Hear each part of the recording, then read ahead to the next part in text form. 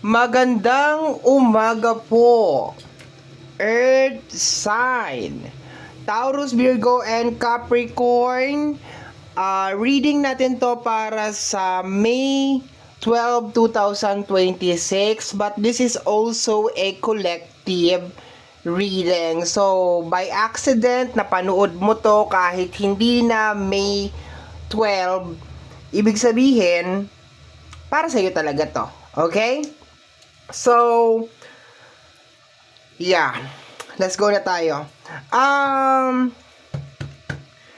I also offer private reading. So, sa mga interested ng private reading, nasa description box down below yung mga details and information na kinakailangan mo para po makontak ang inyong lingkod. Nakapost na rin sa mismong Facebook page natin yung mga services natin. And sa Facebook page din po ako nag-a-update ng mga offer, no? Hindi ba ako sigurado sa sasabihin ko, no? Kung meron kayo naririnig na ingay in the background, please kindly ignore it. Ano sinasabi ko kanina? Kung mga update sa mga promos, okay? Sa mga offers natin, okay? So, sa Facebook, my dear, yan, nasa wall lahat yan, okay? And if you hear any noise in the background, please kindly ignore na lang po, ha? Okay, so let's go tayo. Earth sign. May 12, 2026. So, ito muna yung gagamitin natin, okay? And then, mamaya, meron akong question na card para sa'yo. Ang ingay naman. Ang ingay-ingay nyo naman. Hello. Sige pa, kulang pa yon. Kulang pa yung ingay. Dagdagan nyo pa. Okay, so let's go tayo. Earth sign, Taurus, Virgo, and Capricorn. We have here, I push you away because I do not want the responsibility. Okay. So, Earth sign, sa card na to sinasabi na meron kang energy na parang tinutulak mo palayo. Okay. Ang point noon is, papakiramdaman ko na maigit to kasi ayoko magkamali. Yung responsibility na word, the responsibility is hindi yun ibig sabihin na hindi ka responsable na tao. It's just more on parang ang nakukuha ko na energy na parang gustong ibigay sa'yo yung responsibility. Okay, which is parang nare-realize mo as of this moment na, teka, hindi ko naman to obligasyon, hindi ko naman to responsibility, okay? Medyo nadidistract ako. Sige, simula talaga nung sumasalungat na talaga ako sa kontrata, ganyan na talaga kayo, ha? Kanya-kanya kayo ng gawa ng distraction, ha?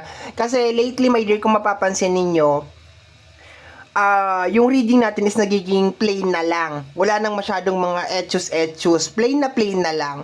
Ang reason doon is ako po ay kumalas na sa kontrata. No? Sa mga hindi nakakaalam, may mga kontrata na nangyayari sa usapin ng social media. Meron mga tao na they try to manipulate you para pumabor lang sa kanila ang lahat. And kumalas na po ako. Kaya sige lang. Push nyo lang ng i-push yan hanggang sa push. Pero, ayoko na talaga. Okay, once again, I push you away because I don't want the responsibility. Earth sign, Taurus, Virgo, and Capricorn. Ito yung energy, my dear, na meron kang pinupush palayo because ayaw mo itong responsibility na to, or there's a tendency, my dear, na sinasabi mo na, hindi ko naman responsibilidad yan, bakit mo ibinibigay sa akin? Or hindi ko problema yan, bakit mo ipinapasa sa akin? Okay.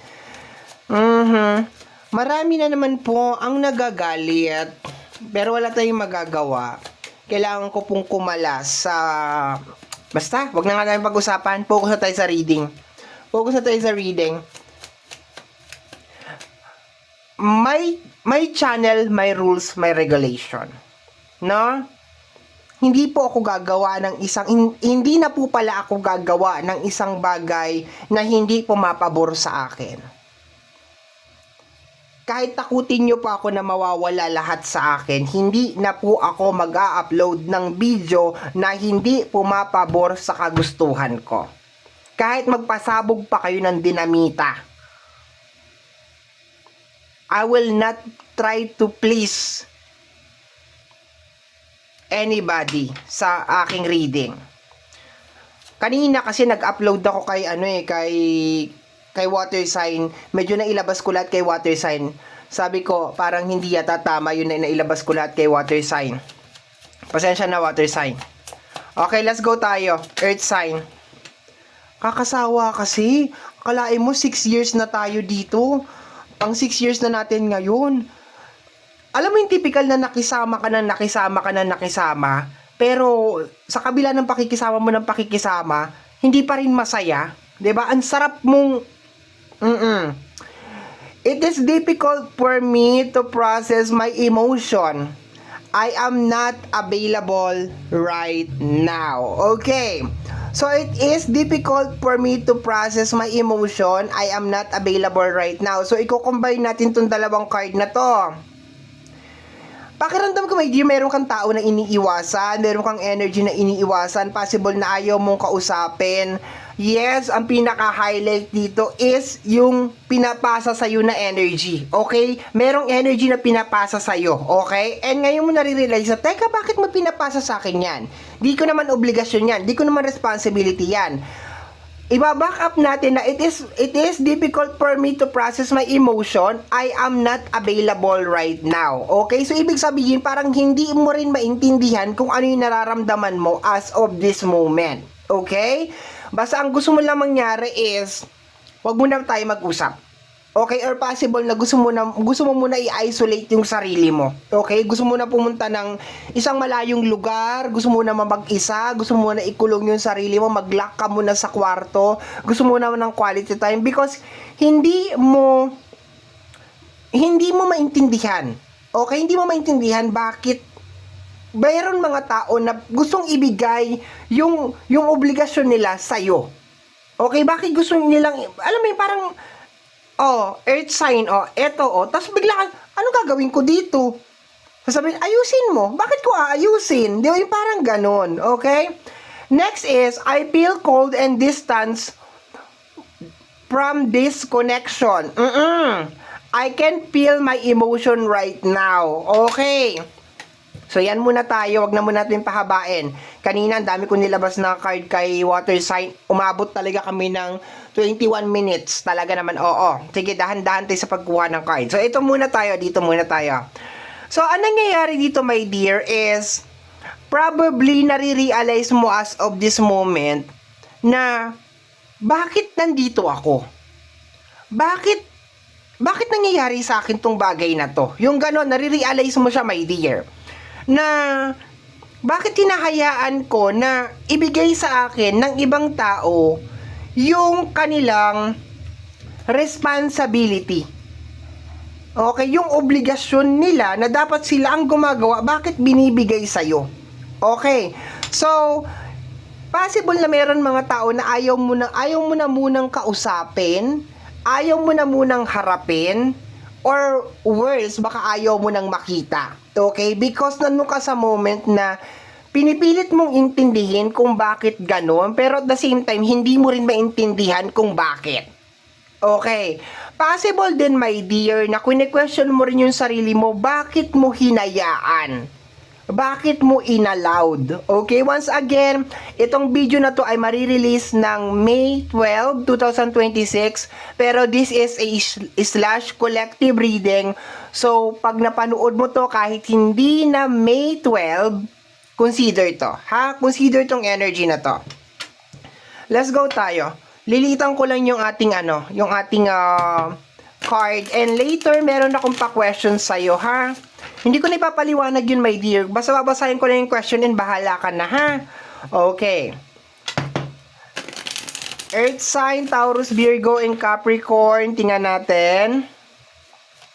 What is going on? Kumbaga parang ang mangyayari dito, yung publishing ng video na to is May 12. Pero you can watch it timeless. We have here the energy of the Wheel of Fortune. Roleta.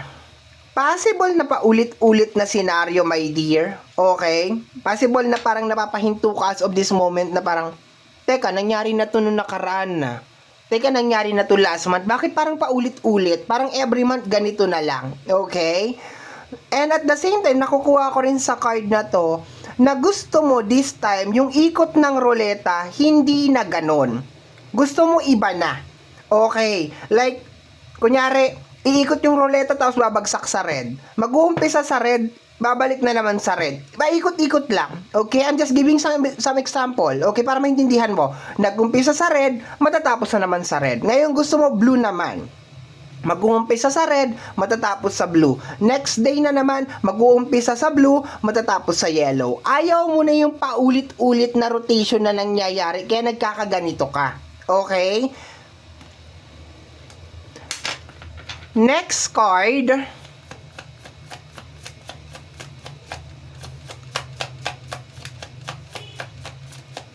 Bigla ka siguro napahinto, tapos napakamot ka. Teka lang, anong ginagawa ko dito? Yung parang ganon. Bakit ganito yung takbo ng buhay ko? Yung parang ganon, no? Tingnan natin, my dear earth sign. We have here the energy of the moon card. Getting out of your comfort zone. Actually, itong energy ng moon card, marami nangyayari dito. Mystery, secret, pagkapagod, okay. Marami nangyayari dito. And nandun ka, my dear, sa point na binibreak mo tong energy ng moon card. Okay. And, teka lang ha.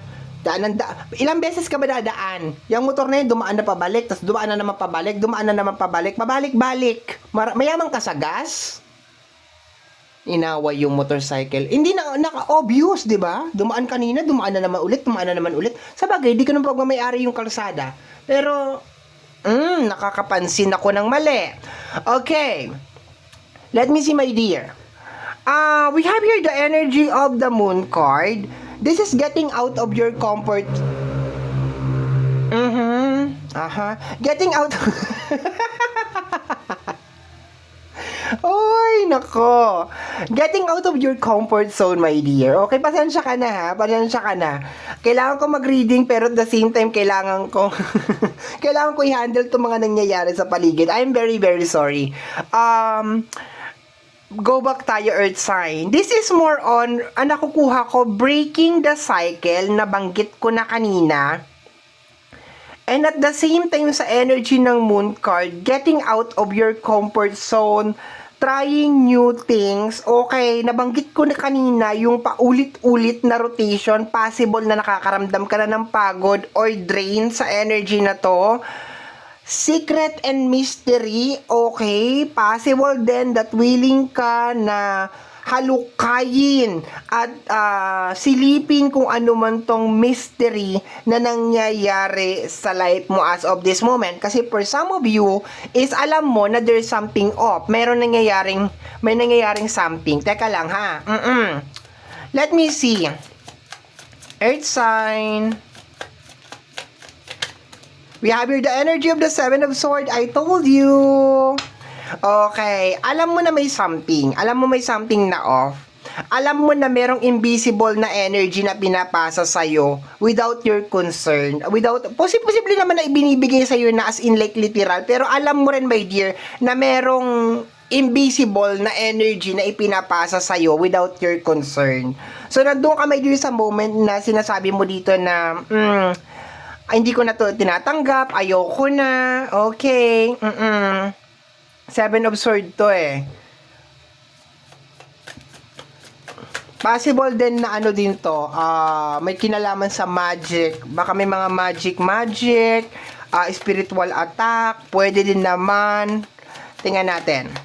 Next card pa we have here, the energy of the investigator card, the Knight of Wands, okay? Ito yung aking Detective Conan, okay? So you are, actually ang nakukuha ko dito, my dear, is parang pinagtatagpi-tagpi mo lahat, okay? Sabi ko nga kanina, baka napahinto ka and then na-realize mo, teka, parang hindi ito yung ano eh, parang hindi ito yung dapat nangyayari ngayon. Bakit ganito? So, nandun ka sa moment na parang hinihimay-himay mo, tinitingnan mo ng mabuti kung ano yung nangyayari sa energy ng Knight. Ang Knight of Wands is energy ng explore. So, hinahanap mo ngayon tong mga to.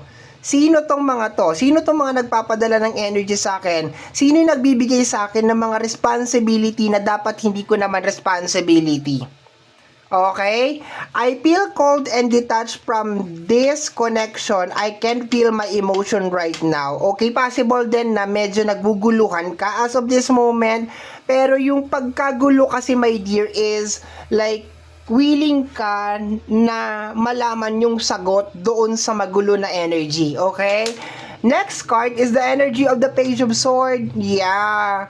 Page of Swords may kinalaman sa energy ng stalking. Pwede ko siyang i-connect sa energy ng Seven of Swords over here.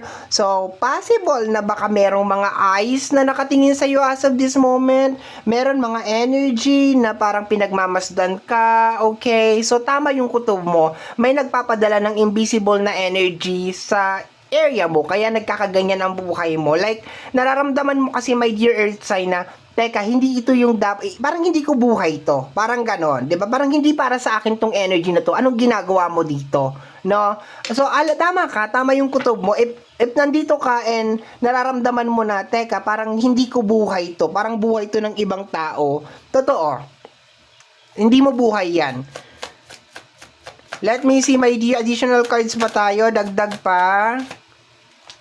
We have here the energy of the Magician and the Three of Wands. Yeah. This is energy of manifestation. Pakiramdam ko may tumitingin sa'yo. Stalking na energy sa Page of Swords. Magician na energy. So, this is connected sa'yo. And the Three of Wands. This is energy of upgrade. For some of you, my dear, is binabawi lang ninyo yung mga bagay na para sa inyo. Yun ang nakukuha ko dito.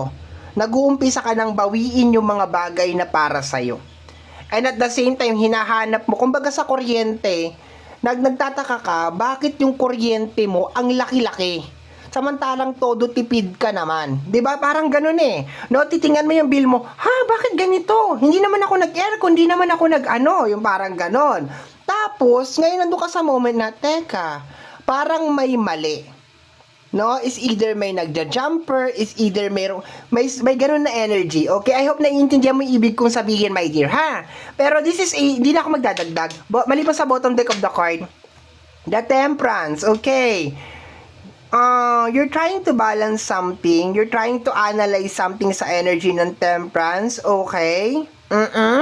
May daan sa likod, so possible na hinahanap mo yung blockage ng buhay mo as of this moment. Okay? Pero this is a confirmation, my dear, na meron nagpapadala ng energy sa'yo. No? Energy na hindi sa'yo. Posibleng with your consent or posibleng without your consent. Okay? So, and somebody is actually binabantayan ka. Okay, sa energy ng Page of Swords, okay? Titingnan mo dito, kasama niya yung Moon card, Wheel of Fortune, parang inoobserbahan ka, binabantayan ka, okay? So, posibleng alam yung mga bagay na nangyayari sa buhay mo, posibleng bina-background check ka, okay? Pero, I have this strong feeling na parang maiiba na yung nangyayari ngayon, okay? Actually, parang hindi naman maiiba. Maiiba ba? Oo, maiiba. Kasi, dati ikaw lang yung iniimbestigahan o ikaw lang yung ino-observe. This time, ikaw na rin, my dear, nag-o-observe ka na rin. Okay? So, ito na yung question, my dear. This is your question, Earth sign. Pasensya na kayo, my dear, ha, kung medyo na o-open up ko yung tungkol sa system. Okay? Kasi totoo naman talaga yun. And obligado naman ako nasabihin sa inyo yun para just in case may nangyayari sa reading na, ay, ano nangyayari kay Apo J? Bakit ganyan na siya mag-reading? Bakit ganito? At least alam ninyo kung ano nangyayari. Ganito na po yung flow ng reading kasi eto po talaga yung dapat na flow ng reading simula nung umpisa. Wala po dapat sinusunod na kahit ano kasi bawat tarot card reader ay may kanya-kanyang pamamaraan ng pagre-reading. At hindi mo gagawin yung isang bagay nang dahil tinitreten ka lang na may something na mawawala sa'yo. Okay, aminado ako na takot ako at first, kaya ako sumunod. Pero ngayon di na ako takot, bahala na kayo sa buhay nyo. Huwag nyo akong tinatakot dahil matagal na akong takot. Pag di mo ginawa to, ganito, ganyan. Bahala ka sa buhay mo. Hindi tanga ang tao. Hindi tanga ang tao. Alam nila kung sino yung totoo na tarot card reader sa hindi. Alam nila kung sino yung nagpapabricate ng tarot card reading sa hindi. And lately, nakikita na yun ng mga tao. Tigilan nyo ako. Tanggalin nyo ako dyan sa listahan nyo. Di ako kasali dyan. Walang Apo J dyan sa listahan nyo. Tanggalin nyo ako sa listahan nyo. Kung gusto nyo, kayo na lang. Okay.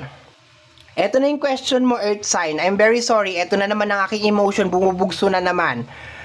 Okay.